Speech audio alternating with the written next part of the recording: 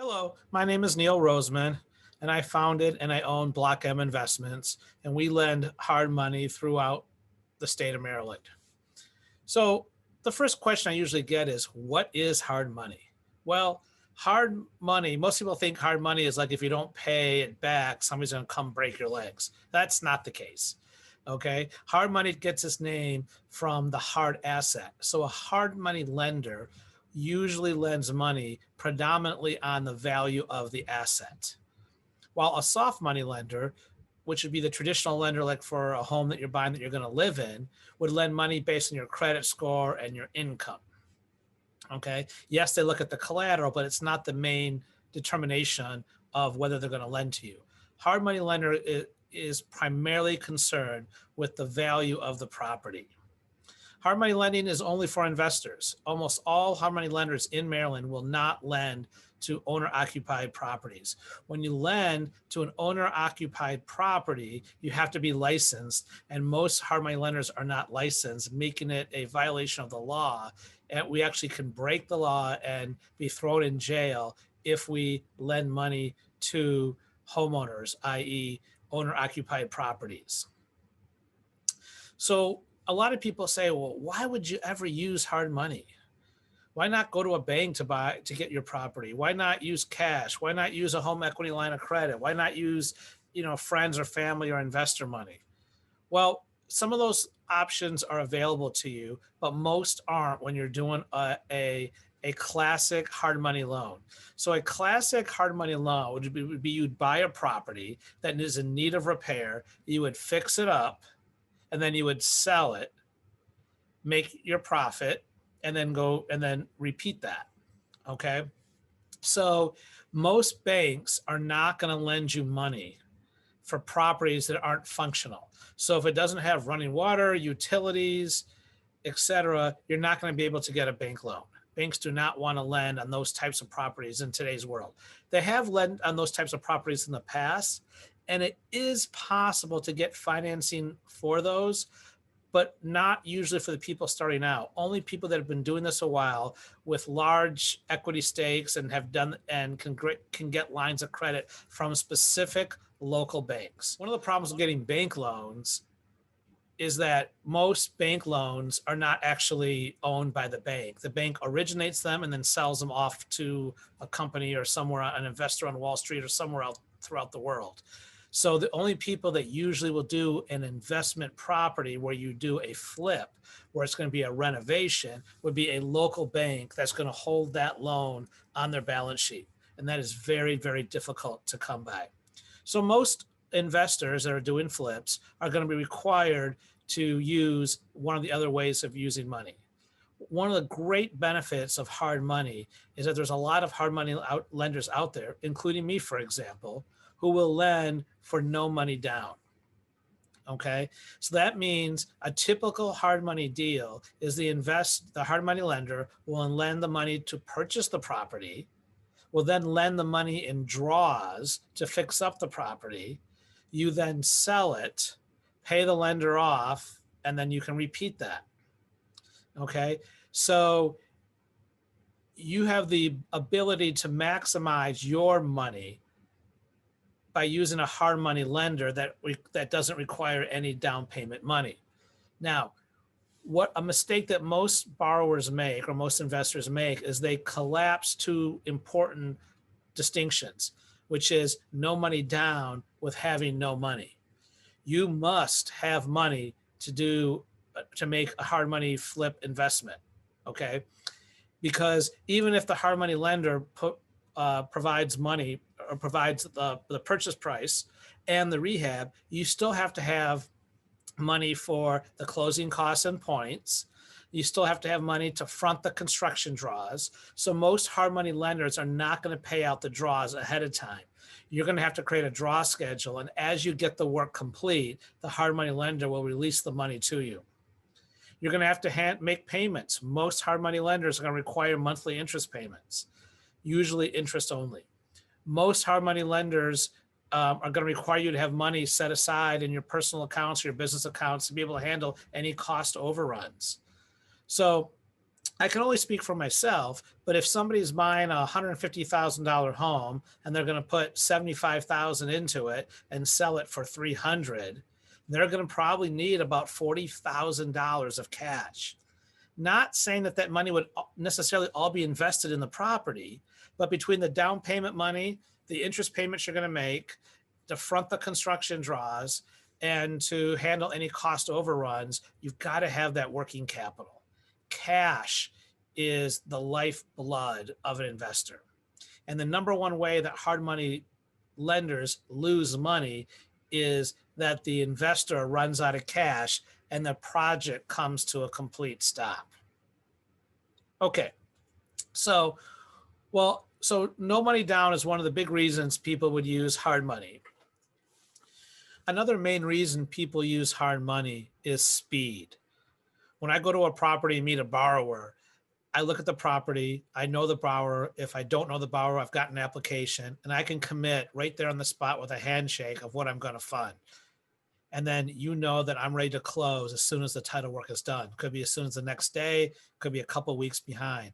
But you don't have to worry about a committee, a bank committee. You don't have to worry about somebody changing their mind or talking to their boss. A hard money lender, somebody who funds their own deals, can make a decision on the spot and you'll know you have financing right then and there. Another reason to use hard money is that your hard money lender is kind of your partner. Now, I know that technically they're the lender, but most hard money lenders, if they're local, people like myself, we come out, we give you advice, we see the property, we might educate you, we tell you if we think it's a good deal. And as much as you might not want to think about it, but we're in this deal with you together. So we want you to win and we can win. It's very difficult for us to win without you winning as an investor. One of the old sayings also is a hard money lender won't fund your deal, then it's probably not a good enough deal.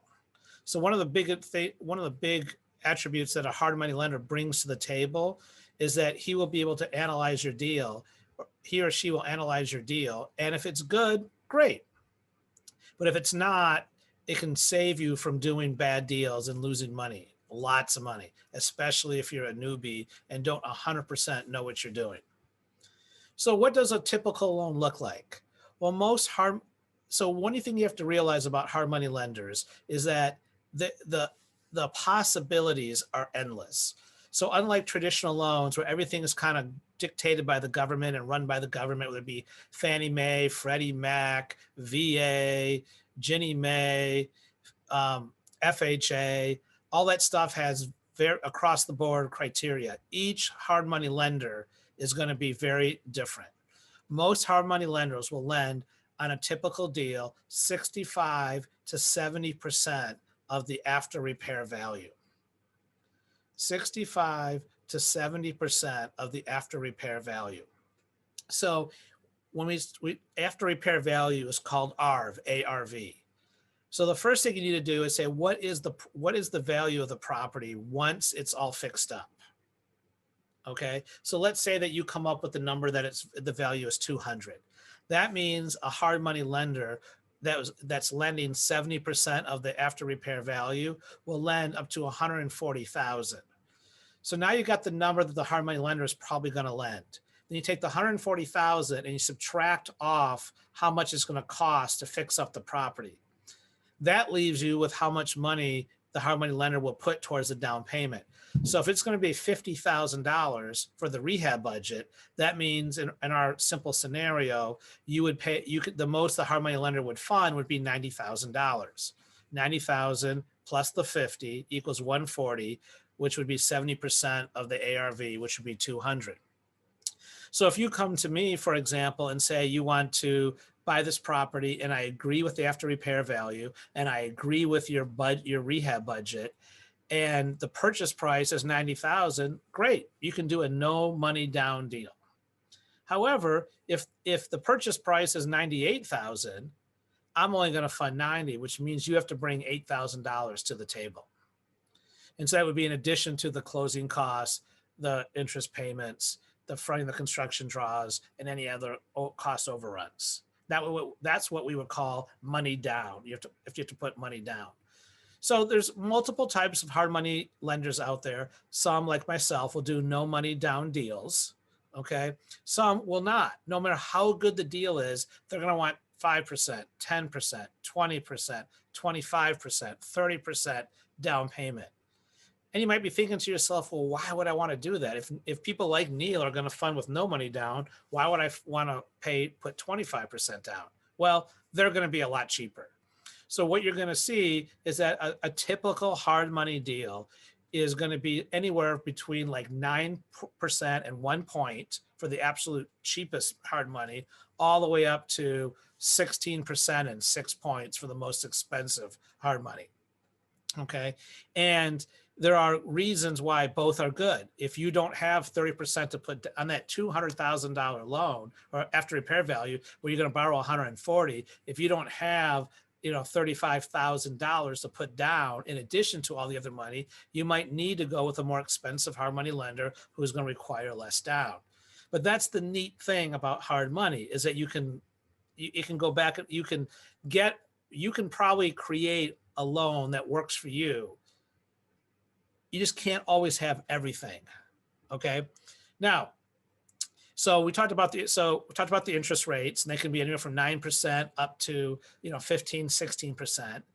And then there's points. So you might say, well, what's a point? A point is a percent of the loan. So if you're borrowing 140,000, 1 point would be 1,400. 3 points would be 4,200, like that. Okay.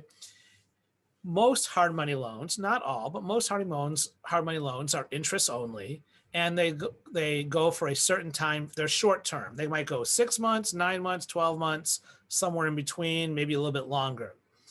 It's really important that you understand what all the fees are in your hard money loan. What most lenders will quote you is the obvious things: what your interest rate is, what your points are. There's usually construction draw fees. So if we're gonna go out and do a draw and give you the money to see if the work's been done on the rehab, we're gonna charge a fee for that. And that can be anywhere from $50 up to $200 each time the hard money lender comes out. Okay. There's also admin fees, appraisal fees. There can be late fees. There can be title work fees that get charged. So I'm a big fan of making sure that you understand what the total costs, what the total financing costs are by the time the deal is done. So for example, I have a competitor that charges 12 and 2. And he gets a lot of business from me that I talk to the client, but I don't end up funding it. And because I'm 13.9 and 3.9 points. So 13.9% and 3.9 points. But what the difference is my loan is a 1-year loan. The other hard money lender is a 6-month loan. So he's going to charge 2 more points once you hit 6 months, and then another 2 points when you hit 9 months, another 2 points when you hit 12 months.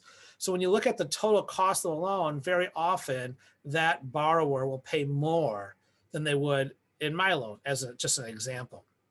But remember, the point is not what the interest rate is and the points. The important piece is, what is the overall cost to finance the property? The person that's going to be at 9 and 1 is going to be incredibly inexpensive, but you're probably going to have to put money down, and you'll probably have to have a 700 plus credit score. Now, so let's talk about credit scores. What do you need as a credit score for a hard money lender? Well, different lenders have different criteria. It's all over the road. Some lenders will only charge you 700. Will only require you to be above 700. Some will be a sliding scale. So if you're above 700, it's a certain rate. If you're above 600, it's another rate. If you're above 500, it's a third rate. Okay. Everybody's different. The neat thing is there is money available even with terrible credit. However, you can't have it all.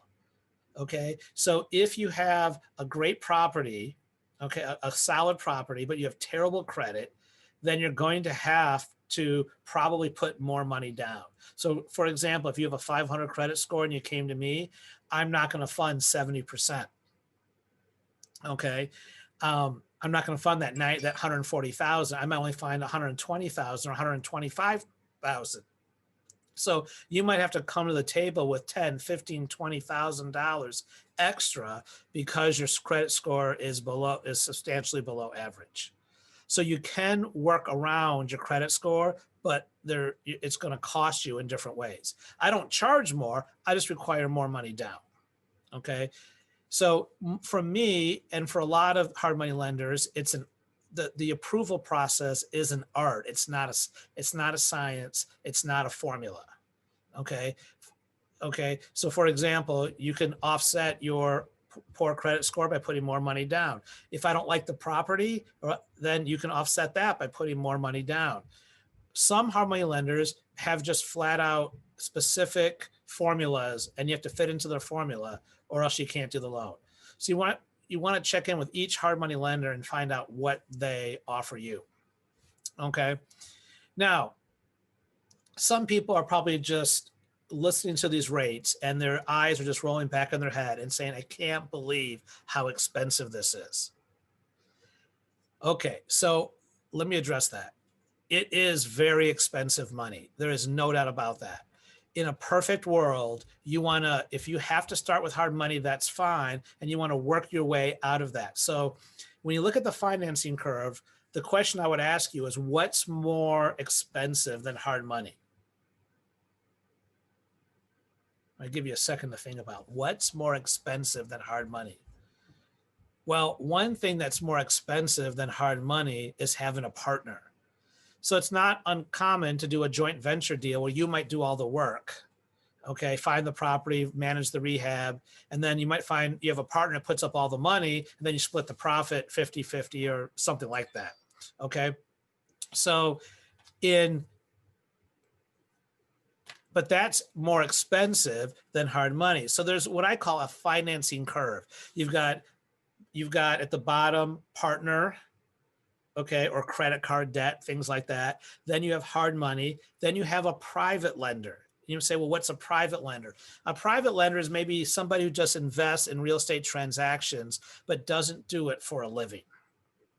Okay, maybe it's a doctor, a lawyer, somebody wealthy who just wants to get a better return on their money. Could be a family member, friends. So for example, I borrow private money from investors at, something like 8%. And then I turn it around and lend it to my customers at 13.9% and 3.9 points. One of the things that you probably want to do as an investor is you work your way up that financing curve so that you move out of hard money into private money. You move in from private money, then you can move into bank money at that point, possibly, or you can own home equity line of credit money if you've paid down one of your houses, or you just use your own cash. Okay, so you want to look at hard money as it's a very strategic way to buy properties. It's not good or bad. It is expensive. It's not the most expensive thing. And it's a way to get started in this business if you have limited means or limited money. Okay, well, I could talk about hard money for another 5 hours, but at this point, I want to give you the opportunity and the rest of the panel to ask questions. I'm always available if you want to talk about or ask some more detailed questions on the phone or via email. And it was great talking to you, and thank you for this opportunity.